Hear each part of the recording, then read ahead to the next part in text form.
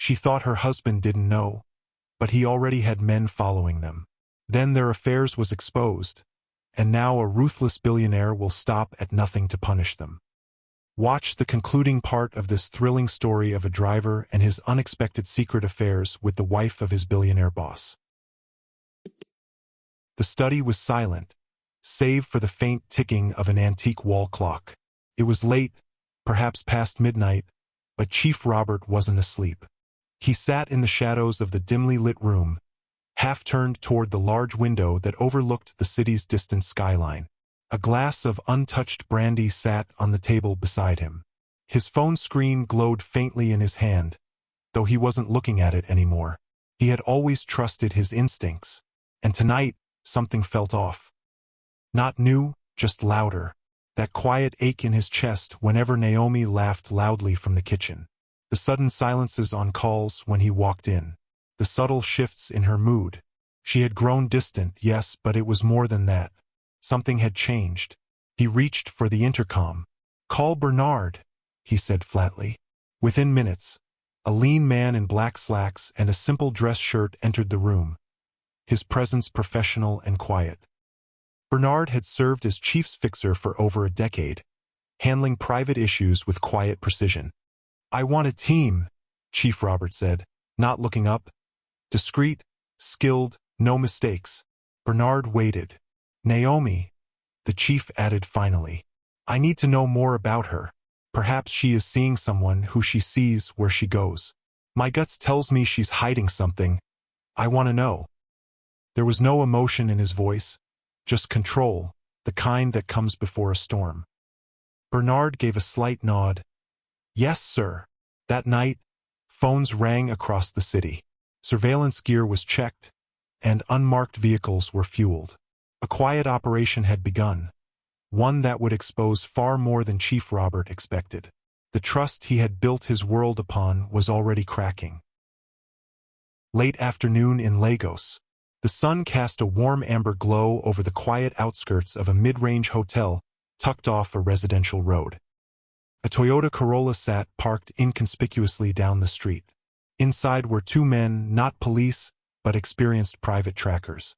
They looked ordinary, like civil servants on break, yet they were anything but that. The older one, slim with fading tribal marks, watched the entrance through dark sunglasses. He sipped from a bottle of water, casually. "That's her," he said, nodding as Naomi stepped gracefully out of the back seat of a black SUV, Chief Robert's personal car. The driver's side door remained closed. She was dressed in a soft floral gown, heels clicking lightly, head held high. She wore no disguise, only the quiet confidence of someone with a purpose. The younger tracker, holding a DSLR with a long lens, clicked once, twice, then zoomed in. "Yes, got her. She's still alone." Naomi entered the hotel like she'd been there before, like it was routine. The two men exchanged glances. "What exactly did the chief say we're looking for?" The younger one asked.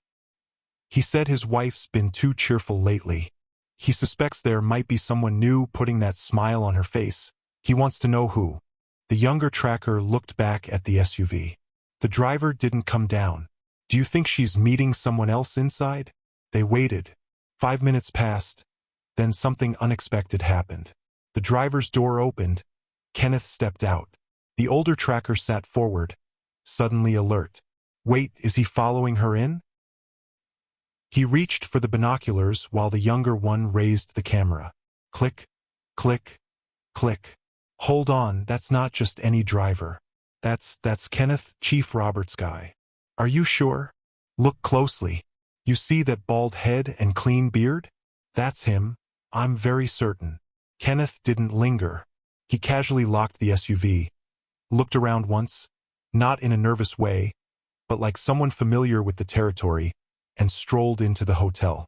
The younger tracker's mouth hung slightly open. "So, the person we've been waiting for was already here?" "He came with her." Texting another contact inside, the older one let out a slow breath. "This is not ordinary." Less than a minute, their third contact inside the hotel, embedded as a customer in the lounge, texted back immediately. Both of them went upstairs, same elevator. She used a keycard. Looks like she booked the room already. Another message followed. No hand-holding, but the vibe is not Madam and Driver, it's close. We may just have known certainly where the smiles and happiness come from. She's been smiling all through since the moment they entered the hotel. The two trackers sat in silence. What had just unfolded was completely different from what they'd expected. They had imagined a mystery man dropping from another exotic car and walking in from another entrance. A lover from her past. One of Chief's rival business tycoon. Anyone but Kenneth. Are you thinking what I'm thinking? The younger tracker asked softly. That the Chief's most trusted employee might be the one making his wife smile like a schoolgirl? There was silence. Then the older tracker reached into the glove compartment and pulled out a notebook. We keep watching, but we don't say anything, not yet. A report like this carries weight. The younger one nodded slowly, as the evening shadows grew longer, wrapping around the silent watchers, and the secret they had just unearthed. The next morning, Bernard entered the study in silence. The envelope in his hand was heavier than usual. It wasn't just the contents, it was what they meant. Chief Robert was already seated, but this time, he wasn't buried in his tablet. He was staring at nothing, his morning coffee gone cold. Bernard placed the envelope gently on the desk. Here, sir, he said. Robert didn't look at him. Just opened the envelope, hands steady. He flipped through the photos. Naomi entering the hotel, Kenneth following after. Then the damning one, the two of them walking together side by side in the lobby. Naomi laughing and gesturing towards Kenneth, her body language suggesting intimacy as her hand brushed his sleeve. Chief Robert stopped there. His hand froze. His jaw tightened. He closed the folder and exhaled, long and slow, then opened it again. He stared harder at Kenneth's face, calm and neutral as usual. The same face that had driven him to medical emergencies, board meetings, airport tarmacs. The same man who held his secrets, who had seen him at his weakest, who had carried his father's casket. Robert leaned back. His throat twitched. His eyes didn't water, but something broke deep inside, like glass cracking behind a wall. Bernard finally spoke. Sir, we've confirmed 3 visits, same location, same routine. They also spend a considering amount of time in a hotel residence she books, sometimes hours. There's no indication of other men, just him. Robert's voice, when it came, was quieter than usual. You're sure there's no mistake? Bernard shook his head. There's no mistake. Robert stood up slowly, walked to the bar, poured himself a drink but didn't sip it. For 7 years, he said, mostly to himself. 7 years. That man never once crossed a line. Bernard stayed silent. He was loyal, quiet, efficient. I trusted him more than family. There was a long pause. Then Robert turned, voice sharpened with rage beneath the calm. Keep following them. I want to know everything, every single breath. And if they meet again, I want it on my table within the hour. Bernard nodded. Yes, sir. As he turned to leave, Robert added, more to the room than to the man. It's always the ones closest to you. And for the first time in years, Chief Robert sat back down, slowly, quietly, and looked like a man who had just realized he was not in control of his own house. Early morning sunlight filtered through the tall windows of the mansion's dining room. Naomi sat at the head of the table, delicately slicing into a papaya, her expression calm, unreadable. Chief Robert sat across from her, skimming the headlines on his tablet with a neutral face. Kenneth stood at a respectful distance, waiting by the door in his clean black uniform, arms loosely behind him. His eyes didn't linger, but Chief Robert noticed everything. The slight dip of Kenneth's gaze when Naomi asked for more tea, the faint smile that flickered between them when their eyes met by accident. The chief said nothing. Breakfast ended as usual, and Naomi excused herself to her room. Kenneth followed with the car keys already in hand, ready to take her to her gallery appointment in Ikoyi. Robert watched them from behind the curtain as the SUV pulled away. He didn't move for a long time. Later that day, in his private study, Robert sat at his desk without touching the stack of briefs before him. His phone buzzed, a message from the surveillance team. Routine drive to the gallery. No deviation, no contact. Still, he didn't smile. This wasn't about catching them anymore. It was about timing. He already knew what they were or were becoming. But what they didn't know was that every word, every gesture, every ordinary moment was now a piece of a larger calculation. He wasn't planning an outburst. He was preparing the blow. And so the house remained peaceful. The garden was watered. Dinner was served on time. Naomi and Kenneth continued their rhythm, unaware that under the chief's silence, a storm had already begun to gather. 2 weeks passed since Chief Robert received the damning surveillance report. During that time, he never raised his voice, never hinted at what he knew. But inside, the betrayal festered, like a knife turned slowly.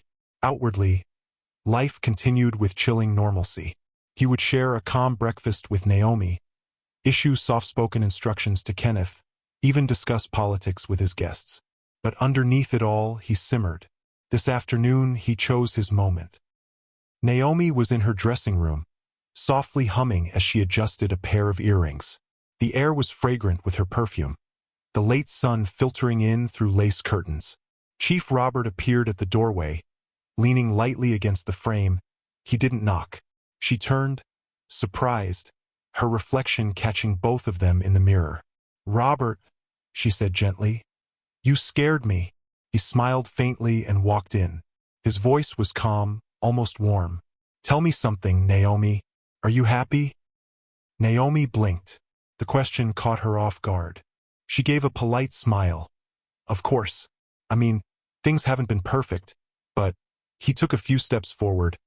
"Are you truly happy being my wife?" Now her expression faltered. The way he asked, it was too direct, too deliberate.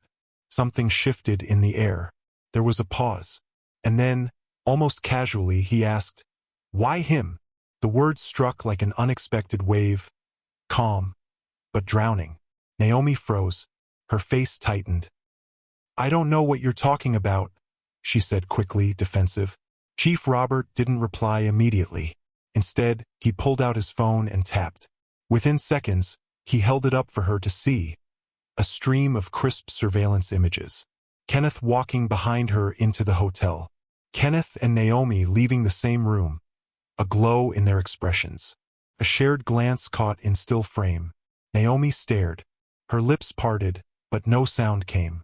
"Do you still not know what I'm talking about?" he asked softly. She sat down slowly, the truth crashing down with the weight of evidence. There was nothing left to deny. Her hands dropped to her sides, the earring she was holding clinking softly against the marble countertop. Chief Robert stood there, composed yet coiled. His gaze was steady, but behind it, a storm waited. Naomi's voice trembled as she tried to speak. "Robert, I was lonely. You were never really there, and he..." "Don't," Robert said, raising a hand. "So, your response or solution was to have an affair with my driver in hotels. You think I haven't seen the way he looks at you? The way you smile when you think no one's watching?" He took a step back, then another, his composure tightening like a noose around his own restraint. "Do you think I'm a fool?" Naomi looked away, blinking fast. "No, Chief, it is not what you think. Perhaps I got close to him, but I never meant for that, but it did," he interrupted, his voice now colder, though still soft. "And you let it." Silence filled the room, the kind that doesn't break, but spreads. He exhaled slowly. "I needed answers, and you just gave them." Then, just before turning fully, he reached for his phone, unlocked it slowly, and whispered, more to himself than to her, "I know what I have to do." Naomi's breath caught. She looked up sharply. "Robert, what are you going to do?" He didn't answer, just gave her one long, unreadable look, the kind that said everything and nothing all at once. Then, with terrifying calm, he turned and walked out.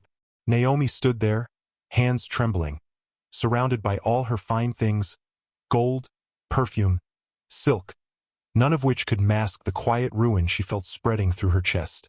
The silence left behind told her clearly, something irreversible had just begun. Chief Robert sat alone in his study later that evening, the city lights glowing faintly through the tinted glass. The air was still, but his mind raced with intent. His fingers moved across his phone with precision as he placed a discreet call to a trusted contact within the police command. "Pick him up," he said plainly. "No noise, no delays, and I want that done tonight." No names were needed. The message was clear. Across town, Naomi paced in her bedroom as her intuition gnawed at her. Something about Robert's final look unsettled her. She picked up her phone and dialed Kenneth. He answered almost immediately. "Madam, good evening? Listen to me carefully," she whispered, voice shaking. "He knows, I don't know how, but Robert now knows about us. He's going to come for you tonight. You need to leave immediately." Then a pause followed. "I guess it was going to come to this. I had received a threatening message few nights ago from an unknown number, but it doesn't matter now. Whoever it was had done what he threatened he was going to do." Naomi's voice came a bit shallow. "Someone threatened to tell Robert?" But Kenneth's reply was calm. "It doesn't matter now anymore." Naomi's voice cracked. "Kenneth, please, whatever you do, don't wait any moment. He's hurt, and he's not thinking straight." "I always knew it might come to this," Kenneth said quietly. "I just didn't think it would come this fast." Another silence passed. "Promise me you'll be okay," he added. "I should be the one asking you that," Naomi replied. The call ended. Naomi dropped the phone onto the bed, her hands pressed over her mouth to keep herself from breaking down. Meanwhile, miles away, Kenneth packed a small bag in silence, the gravity of the moment settling over him. The streetlights outside flickered dimly as he stepped out of his apartment with a heavy heart and no clear destination. The wheels were in motion. A quiet manhunt had begun, and the price of trust was about to be paid. The city was quiet, the kind of quiet that only existed in the hours just before dawn, when even Lego slept. Kenneth stepped outside. He wore jeans and a gray hoodie pulled low, blending easily into the shadows. The bag slung over his shoulder was light, filled only with bare essentials. A toothbrush, a spare shirt, some money, a worn copy of his ID. He moved quickly, cutting through alleys he knew well, avoiding main roads. A barking dog startled him near an abandoned warehouse, and he paused, breath tight in his throat, heart racing, then continued. He wasn't just running, he was disappearing. The early sky blushed faintly in the east, streaks of orange warming the edges of the darkness. Kenneth slowed his pace, his shoes brushing over sand and gravel, the city's familiar scent fading behind him. He could still hear Naomi's voice, trembling but urgent. "Whatever you do, don't wait any moment." But even before that call came, he had known. It had been written in Chief Robert's silence, in the eerie stillness that surrounded the estate the last time he was there. Now there was no more room for doubt. Chief Robert knew, and Kenneth knew what that meant. The man he had served loyally for years was no ordinary employer. He was powerful, connected, and ruthless when wronged. If Robert had truly turned on him, then there were few places left in the country where Kenneth would be safe. He had seen it happen before, how people who crossed Chief Robert vanished quietly, completely. Kenneth's chest tightened.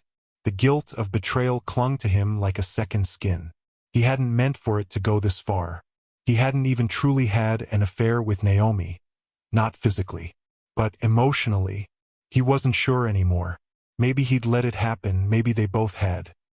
He thought of Naomi. Was she safe? What would Robert do to her? But he couldn't afford to dwell on that, not now. Every moment spent in the open was a risk. A Danfo bus rattled past on a nearby road, headed toward the mainland. He didn't wave it down, not yet. He needed to think, to vanish properly. He paused beneath an old street lamp as dawn broke fully, light filtering through the haze. He had no map, no allies, no name to trust. He knew he couldn't afford mistakes. He would have to stay low and unseen. He'll have to live in the shadows. Because one misstep, one trace, and the chief's long reach would find him. He might spend weeks like this, maybe months, maybe forever, but anything was better than the alternative. So he walked, one step, then another into the uncertainty. 3 days had passed. Kenneth had vanished like mist. No trace, no sign, no word. Chief Robert's men had searched tirelessly, scanning streets and alleys, tracking informants, even pressuring his few known neighbors. But all were futile, and Chief Robert knew Naomi had gotten to him before his men told of the situation. The realization burned like acid in his chest. Naomi, once the quiet, elegant wife who said little and demanded less, had become someone else. Someone bold enough to outmaneuver him. Someone who could lie to his face and aid the very man she betrayed him with. He didn't confront her, not again. He didn't shout, he simply made a call. By the next morning, Naomi's phones were gone. Her car keys were missing. The security at the gate was instructed. Madame is not permitted to leave. She stays inside the compound. No visitors, no calls, no exceptions. Her world became smaller overnight. From the vast expanse of the mansion, she now existed between just a few walls. Her movements were watched, her silence expected. The house, once a place of status and luxury, had become a golden prison. Naomi sat by the window that overlooked the garden. She watched the birds come and go, free in the way she now was not. Her heart raced every time she heard footsteps. Every knock at her door felt like it might carry news, of Kenneth found, of punishment arriving. But nothing came. Chief Robert did not speak to her. He passed her in the halls without a glance. The silence was heavier than anger, and she understood. This was not forgiveness. This was the quiet before something worse. She had struck a powerful man in the only place he was vulnerable, his pride. And now, she's been made to wait in a cage made of silence and consequence. It had been over a week since Naomi's confinement began. The walls felt tighter now, the silence more oppressive. Every glance from the staff was a question. Every closed door a sentence. But one thing had remained unchanged: Kate. Kate, the only person in the mansion who had dared to defy Chief Robert's orders, though secretly. The only one who came to Naomi's room in the dead of night to just sit with her and sometimes coax her into eating food. She didn't ask questions, and she didn't give advice. She simply stayed and listened to Naomi cry, listened to her few words through the soft sobs. And eventually she helped. Naomi had long lost track of time, but tonight was different. Kate slipped in just after midnight, her face pale with nerves. The generator's going off for 20 minutes, maintenance excuse. The rear kitchen door will be unlocked, as well as the backyard gate. No one or attention or cameras back there. Just go. Naomi stared at her. Why are you helping me? Kate didn't answer at first. Then quietly, because what he's doing to you isn't right. I saw firsthand the joy in you when whatever it was you had with that bald driver started. I think you deserve that happiness, and I think you're not done fighting yet. Minutes later, cloaked in one of Kate's spare shawls, Naomi crept through the sleeping house. Her footsteps were careful, each breath measured. She didn't look back. The kitchen was dark, quiet. The door opened without a sound. And just like that, out through the kitchen door and the backyard gate, Naomi stepped into the night. The air outside felt like freedom. She ran, heart pounding, breath sharp. But unlike Kenneth, she had a destination in mind. There was a place she had never spoken of to anyone, not even to Kenneth. A quiet corner of Enugu, deep in a remote village where her late mother's older brother lived in obscurity. It was a forgotten place with no stable phone signal, no social media, no surveillance. A place outside Chief Robert's reach. And that's where she would go. She would hide, not just from the chief's wrath, but from the world that now felt too heavy to bear. Ahead, the road disappeared into darkness. But Naomi didn't stop. It's been 6 weeks since Kenneth and Naomi vanished. The once fairly lively, luxurious home was now silent. No visitors, no laughter. No sound but the hollow clinking of ice against glass. Chief Robert sat in the study alone, hunched in his chair like a man who had fought a war and lost more than he'd expected. The room was dim, the heavy curtains drawn against the bright afternoon sun. Bottles lined the desk, some half-drunk, others already empty. A glass of whiskey trembled slightly in his hand. The last few weeks had broken something in him. Kenneth, his trusted driver, the man he'd promoted from nothing, gone. Naomi, the woman he built a fortress for, the woman he loved in the only way he knew how, vanished. He still remembered the look in her eyes when he confronted her, that tremble in her voice, the defiance mixed with regret. And now, she too had disappeared, leaving only silence in her place. He thought about the days after Kenneth's escape. The panic, the rage, the lockdown orders. The screaming phone calls. The calls to old friends in the police force, the favors he tried to cash in. But Kenneth had vanished completely. And Naomi he had thought he could punish properly. But she had outmaneuvered him. He hadn't left the mansion in days. He skipped meetings. Declined calls. Even the board members had begun to whisper. His empire was intact, for now, but his soul felt frayed. A knock came at the door. He didn't answer. The maid peeked in anyway. "Sir," the chairman's office called again. Chief Robert waved her off with a grunt. When she left, he looked at the framed photo on his desk. Naomi beside him, smiling, proud, elegant. He poured another glass. That smile was gone now, and so was she. He was still a powerful man, still respected, still feared. But none of that mattered in this moment. Because for the first time in his life, Chief Robert felt humiliated and alone. And no amount of power could protect a man from the weight of his own silence. It was a bright Monday morning, 8 months after Naomi's disappearance. The compound had returned to its usual stillness, but the quiet was deceptive. This was not peace, it was resignation. The staff walked on eggshells around Chief Robert, and no one mentioned her name or Kenneth's. Chief Robert, dressed sharply in a navy blue kaftan that contrasted sharply with the hollowed look in his eyes, was seated in the living room reading through an untouched newspaper when the gate bell rang. His chief security officer walked in moments later. "Sir, we have visitors from the National Human Rights Council."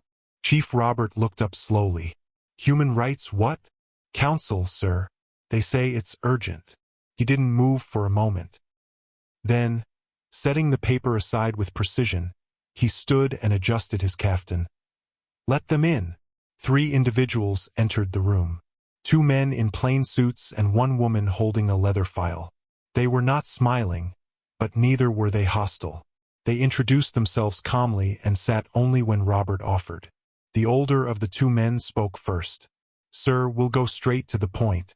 Naomi and Kenneth have filed a report." Robert's fingers tightened around the armrest. "They've come forward to the National Human Rights Council and submitted their full account of events." His expression froze, then darkened. "And what exactly do you believe gives you the authority to intervene in my private affairs?" His voice was low, but the edge in it was unmistakable.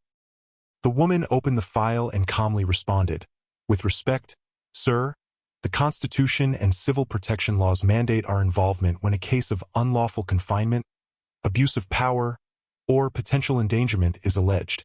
Chief Robert scoffed. "So now, a man cannot manage his home in peace without third parties knocking at his door with papers and pity speeches?" The younger man leaned forward. "Sir, this isn't just about your home. It's about the legal and social implications of your actions.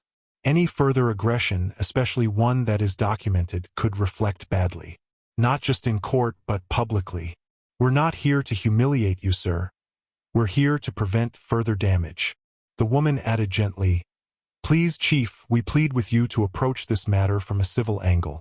There is still room to resolve things with dignity and fairness, but only if the law is acknowledged. Refusing to comply will bring more eyes and pressure, and it could tarnish your legacy." There was a long pause. Chief Robert stood slowly, walked to the window and looked out. His voice, when it came, was softer but laced with the weight of weary wisdom. "You know, wealth and women, no man truly holds both forever. One will always test the other. And when you lose control of either, The fall isn't just financial, it is spiritual. He turned around, his face calm but heavy. He didn't say he agreed. He didn't protest further either. He simply nodded. "You'll receive formal documentation by tomorrow," the woman said quietly, gathering her file. As the team stood to leave, the older man added, "Sir, we respect the man you are. We only ask that you hear them out." Then he turned and they left. Chief Robert stood alone in the center of the room, the file still lying untouched on the table. He didn't open it. He simply turned and walked toward the bar, poured a glass of water this time, and stared out the window. The courtroom was modest, no towering columns or grand chandeliers, just a clean, orderly space meant for deliberation and resolution. The judge, a stern-faced woman in her early 60s, sat atop the bench with an air of deliberate calm. Her presence silenced even the hum of the ceiling fan. To her left, the plaintiff's side, Naomi sat composed in a cream blouse and gray skirt. Her lawyer, a bespectacled man in a navy blue suit named Barrister Uma, adjusted his tie and nodded toward the judge. Kenneth sat behind them, silent, his hands folded tightly in his lap. He wore a simple shirt and trouser, but his expression was weighty, measured. On the right, Chief Robert sat beside his legal representative, Barrister Okonkwo, whose neatly combed hair and crisp white agbada marked him as old legal royalty. Chief Robert's gaze stayed forward, never once meeting Naomi's. The court clerk stood and read the case title. Naomi Afam versus Chief Robert Afam. Petition for civil separation, relief for emotional distress, and declaration of non-sexual relationship involving third party. The judge nodded. "Let us proceed." Plaintiff's counsel. Barrister Uma rose. "My lord, today we present not merely a marital dispute, but a cry for acknowledgement of a woman's emotional desertion and psychological loneliness in a household of material abundance." He turned slightly toward Naomi. "Mrs. Naomi Afam will testify that her marriage, for all its outward wealth, became a prison. One where affection was withheld, presence replaced with surveillance, and words of love with cold commands." Naomi took the stand. Her voice was calm, her eyes not defiant but steady. "I am not here to destroy reputations," she began. "I only seek dignity. I stayed loyal, I did not cheat. Kenneth, he was my listener. But never once did we cross any lines." Uma nodded. "And to the question of emotional support in your marriage?" Naomi looked down, then up again. "Absent, completely, for years." On cross-examination, Barrister Okonkwo's tone was sharper. "Madam, would you agree that appearances can deceive? That companionship with a younger man, especially one under your husband's employment, may reasonably arouse suspicion." "Suspicion is not guilt," Naomi replied calmly. "Kenneth never touched me." There was a pause. The judge scribbled something on her notepad. Later, Kenneth was called to clarify. "I worked for Chief Robert for 7 years, he said, voice measured. "I respected him, still do. I respected his household. I never breached that trust." "Did you ever have sexual contact with Madam Naomi?" Barrister Okonkwo asked bluntly. "No," Kenneth replied. "Did you ever intend to?" Kenneth hesitated, then replied. "I cared for her, that is true. But no, I never intended to sleep with her." There was a stillness in the courtroom. Even Chief Robert's stare flickered slightly. Arguments were made, documents presented, emotional neglect, surveillance reports, testimonies from House staff, even the Human Rights Council's report. By the time the judge leaned back in her chair and tapped her gavel lightly, the weight of the room was palpable. This court acknowledges emotional neglect within the union of Robert and Naomi Afam, and accepts there is no evidence to support the claim of a sexual affair between Naomi Afam and Mr. Kenneth. As such, the marriage is hereby dissolved under grounds of civil irreconcilability. Damages in the amount of 500 million Nigerian nairas are awarded to the petitioner. A murmur rippled through the courtroom. Chief Robert didn't react. He only gave a slight nod, the kind a man gives when a war is lost, and all that's left is to walk off the battlefield with his pride in fragments. Naomi exhaled, her fingers trembling for the first time since she entered. Kenneth sat motionless, and the gavel fell a final time, closing a chapter that had long been bleeding silently. Less than 24 hours after the court's ruling, a quiet message found its way through channels. One of the Human Rights Council members contacted Chief Roberts' legal team with a peculiar request. Kenneth Eade, the once trusted driver, was asking for a private audience. Just once, no lawyers, no advisors. Just a man facing another. At first, Chief Roberts scoffed. But something in the silence of his mansion, in the echo of Naomi's final words, pressed him to accept. The meeting took place in the private study, the same one Kenneth had waited outside so many times over the years. Now he entered alone. Chief Roberts sat behind his desk, dressed in a simple navy caftan. His hands were steepled, his expression unreadable. Kenneth closed the door behind him and stood still. Then he dropped to his knees. "Sir Chief, I've come to ask for forgiveness. Not just because of what happened, but because I failed to respect the full weight of the trust you placed in me." Robert didn't respond. Kenneth then continued. "I never touched her. I swear on everything I have left. I never slept with Naomi, but I also didn't run far enough from it. I should have walked away the moment things got blurry. I should have removed myself, but I didn't. And for that, I am deeply sorry." The silence between them grew thick. Chief Robert finally rose. He paced slowly, then stopped beside a shelf of family photos. One of them showed Naomi, radiant beside him. Another showed Kenneth, blurred in the background of a party, holding a tray. "Do you know what it means to have everything? And then to feel it all slipping through your fingers, not through greed, but through neglect." Chief Robert's voice was gravelly. Kenneth kept his head bowed. "A wise man once told me," Robert continued, "that wealth and women are the two things most men can't keep together. I had both, but I couldn't hold them in harmony. That's on me." He walked back to the desk and opened a drawer. Pulling out a pen, he scribbled on a piece of paper and pushed on the table towards Kenneth. "There's a check of 50 million naira. You'll take it.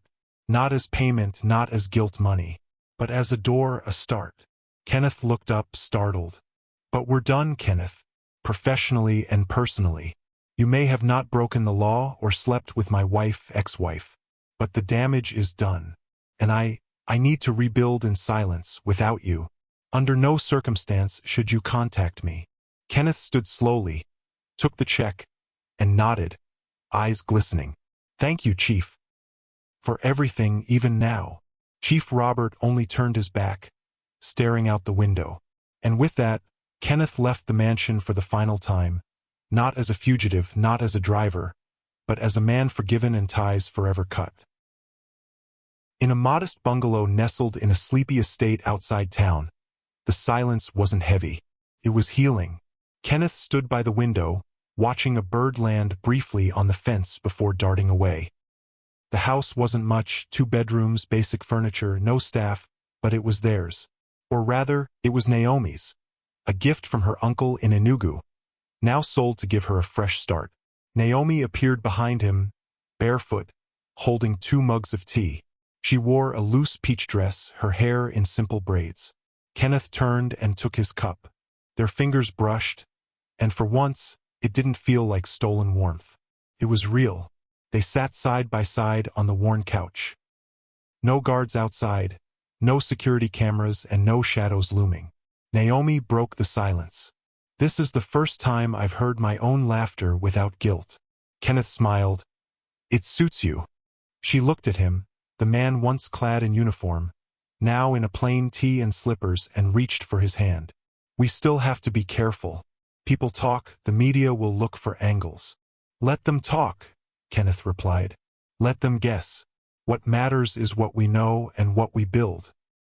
They didn't speak of Chief Robert, not yet. The wound was still fresh, the guilt still real. But in that moment they agreed, without needing to say it, that they would move forward. There was no grand plan, just a list of things they wanted to do: visit Naomi's uncle again, start a small business. Kenneth leaned back, exhaled deeply, and looked at Naomi. "Whatever tomorrow brings," he said, "we face it together, not in hiding, not as shadows, but side by side." She smiled, tears in her eyes.